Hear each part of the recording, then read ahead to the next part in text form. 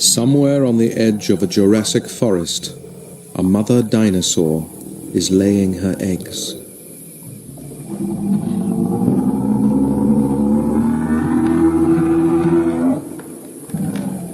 She is a 25-ton Diplodocus.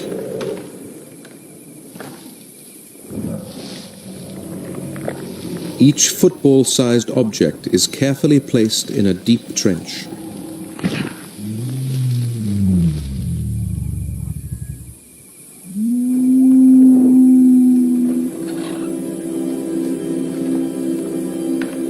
Tenderly she buries her clutch and then abandons them to their fate. Out on the fern plains, the rest of her gigantic herd grazes. She is one of a great family of dinosaurs called the sauropods that dominate this period in Earth's history. They are the largest animals that will ever walk the planet.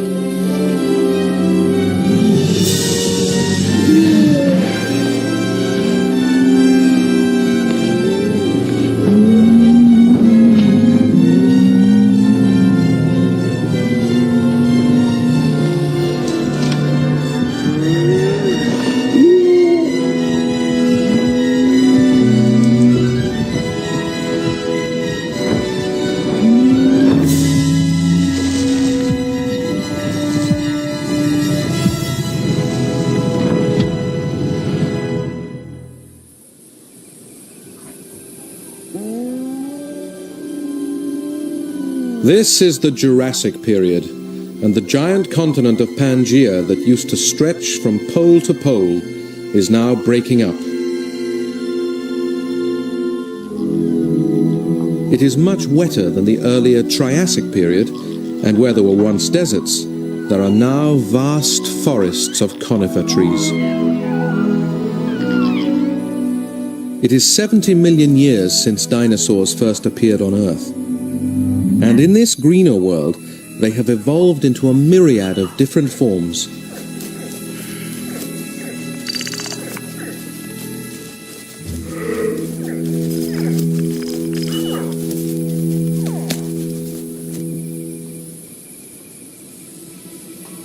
Three months ago, a mother Diplodocus laid 100 eggs in this clearing on the edge of the forest. It is time for them to hatch, but there are signs they have been discovered by an egg thief. The culprit is an Ornitholestes, a 2-meter-long carnivore that is closely related to the dinosaurs that will evolve into birds. Normally he hunts small lizards and mammals in the forest. The hatchling is an extra treat.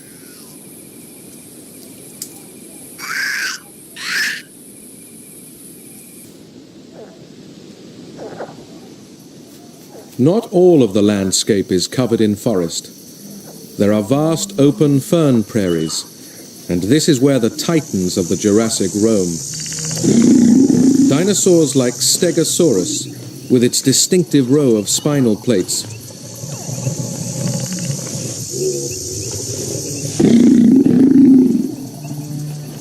These prairies are kept clear of trees by the constant grazing of such giant herbivores. And none have a larger impact on this environment than the biggest dinosaurs of all, the sauropods.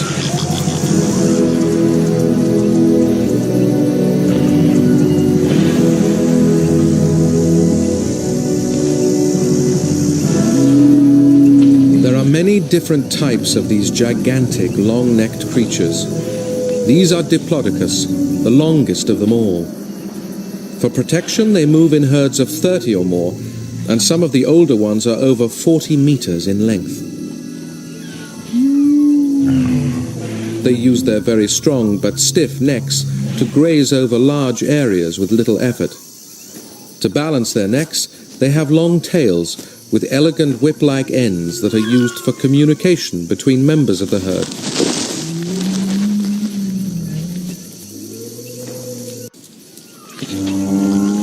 The herd of giants moves on, carrying its own unique habitat with it.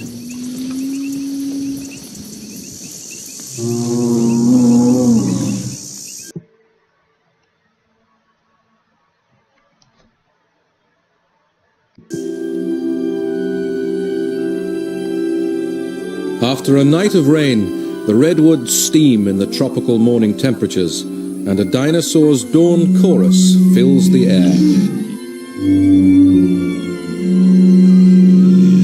A year has passed since the sauropodlets fled into the denser part of the forest, and deep in a canyon, the little female grazes. She is already over 3 meters long. She feeds with other yearlings that stick together in a creche for safety. They are here because the walls of the canyon drip with moisture, creating a thick layer of moss and fern. But the canyon runs down to the prairie, and all this greenery attracts larger dinosaurs.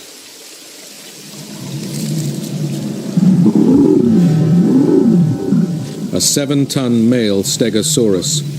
He too is a herbivore, but very dangerous. The large plates on his back are primarily there for display. It is the meter-long spikes on his tail that make him so lethal. These he can wield with devastating effect, despite having a very small brain for his body size. The creche moves further down the canyon, away from the stegosaurus.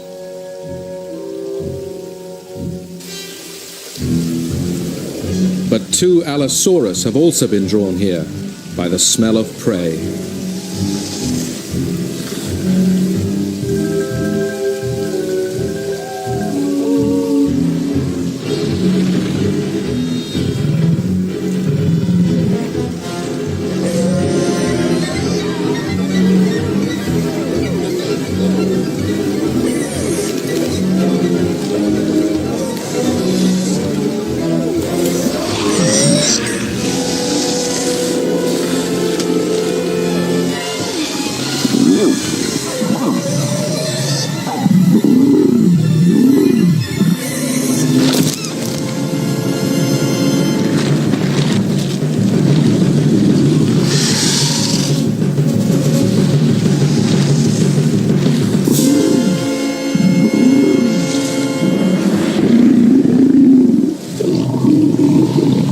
The stegosaurus flushes blood into his plates, creating a frightening display of color.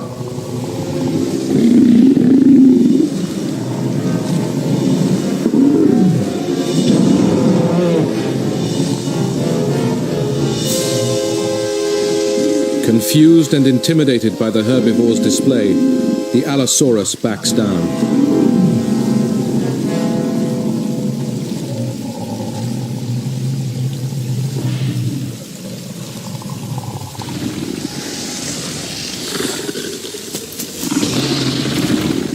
Sauropodlets are small prey for the Allosaurus.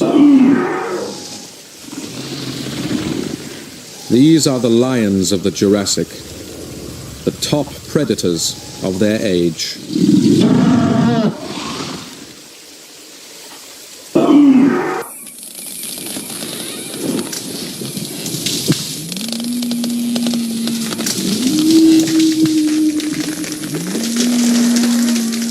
Elsewhere, an adult Diplodocus herd is clearing forest. This is how they have shaped the landscape around them.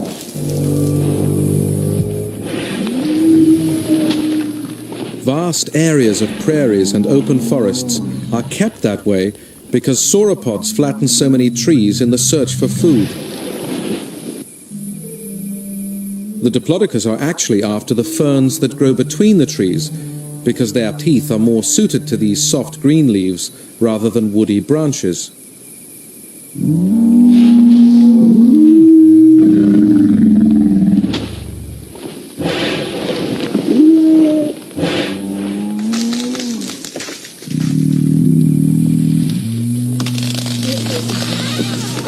One of the reasons these creatures are so massive is because it allows them to have a hugely long gut that can digest the toughest Jurassic vegetation.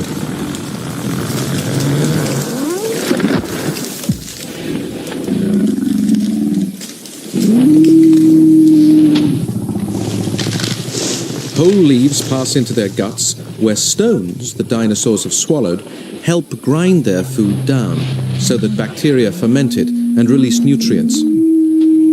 It is a process that produces a lot of excess gas.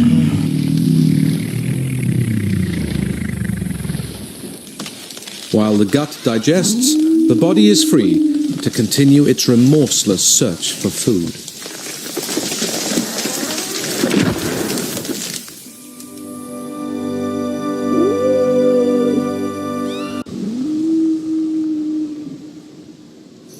Only 3 members of the creche have survived, and they have been driven out onto the open prairies. This is exposed territory for the youngsters. They are still not large enough to repel an attack from an adult Allosaurus.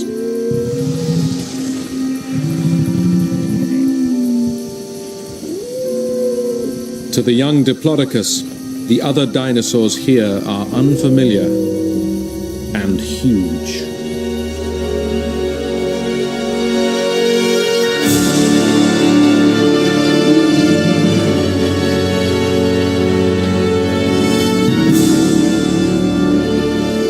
This is Brachiosaurus, a 13-meter-high sauropod that specializes in grazing on the treetops. His kind can effortlessly harvest cones and fresh leaves no other dinosaur can reach, and they have grown enormous on it. These adults weigh over 70 tons, making them the largest land animals that have ever existed. The juvenile Diplodocus do not have the same size advantages and urgently need the protection of an adult herd.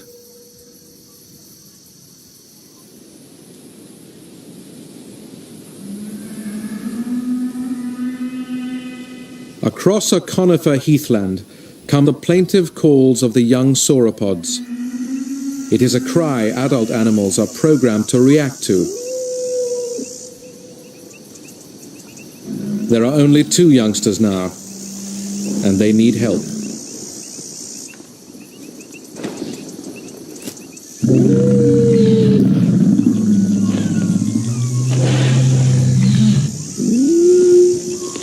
A herd of gigantic adults responds to their calls. One elderly female sizes up the 2 newcomers.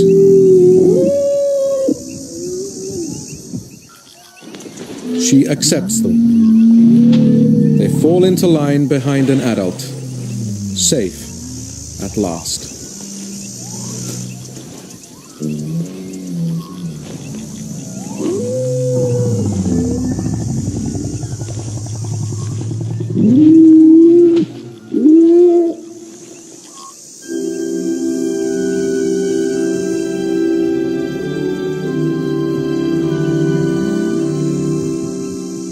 The herd of Diplodocus is at full strength. It contains a range of members from 12-meter-long adolescents to gigantic old adults 3 times their size. It is the mating season, and for the first time, the female that hatched 10 years ago in the forest is old enough and large enough to reproduce. The males have started to display. During this, they rock back on their tails to impress potential mates. Occasionally, fights break out. With creatures this size, the forces at work during these confrontations are colossal, enough to shatter ribs and shake the ground.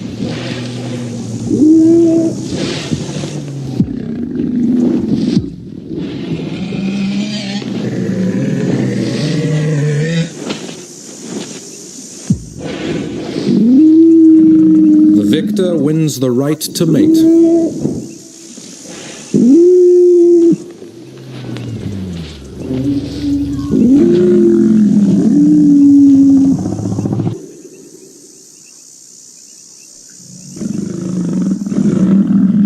After a few days, the Diplodocus have calmed. The female feeds on the edge of the herd, but she is still not large enough to be immune from attack. And she is unaware she is being watched. An Allosaurus knows she is vulnerable.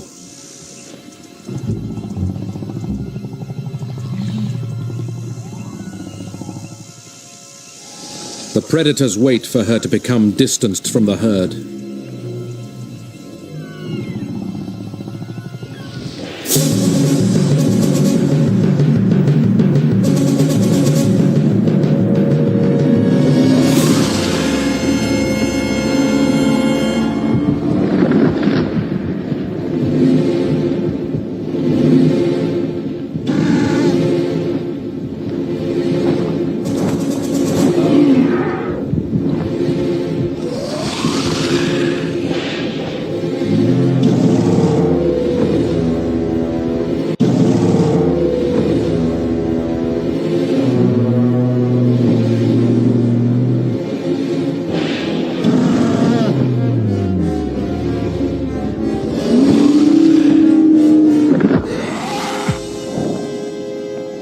Saved by the huge tail of a larger Diplodocus. With deep wounds on her side, but she will recover. Diplodocus can live for 100 years, and above a certain size, they have no natural predators. Sauropods dominate the late Jurassic, and it will be millions of years before new dinosaur herbivores evolve to replace them. With their passing, life will never again be this large.